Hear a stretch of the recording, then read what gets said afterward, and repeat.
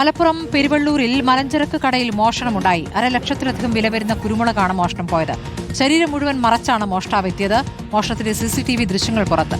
Zonal Krishna വിവരങ്ങളുമായി. Zonal, മോഷ്ടാവ് ശരീരം മറച്ചാണ് എത്തിയിരിക്കുന്നത്. എന്നാലും പ്രതിയെ പിടികൂടാനാകുമോ? എന്താണ് അറിയാനാകുന്നത്?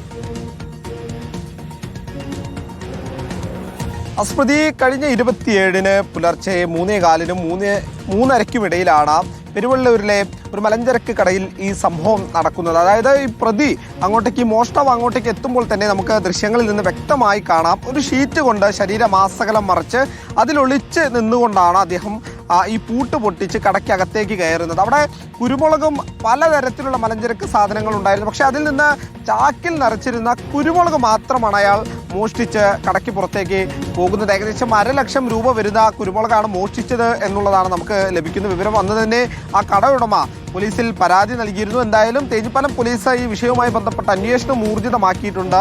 ഇപ്പോഴാണ് ഈ CCTV ദൃശ്യങ്ങളൊക്കെ പുറത്തു വരുന്നത്. ഇതിലെ കൗതുകം, മറ്റ് സാധനങ്ങൾ ഉണ്ടായി, എന്തുകൊണ്ട് കുരുമുളക് മാത്രം എടുത്തു എന്നൊരു ചോദ്യം ഒരു കൗതുകത്തിന്റെ പുറത്ത് ആ ഉടമ ഉൾപ്പെടെ ഇങ്ങനെ ആലോചിക്കുന്നുണ്ട്, ചോദിക്കുന്നുണ്ട്. എന്തായാലും നിലവിലെ സാഹചര്യത്തിൽ തേഞ്ഞിപ്പാലം പോലീസ് ഇതുമായി ബന്ധപ്പെട്ടുള്ള അന്വേഷണം ഊർജിതമാക്കിയിട്ടുണ്ട്.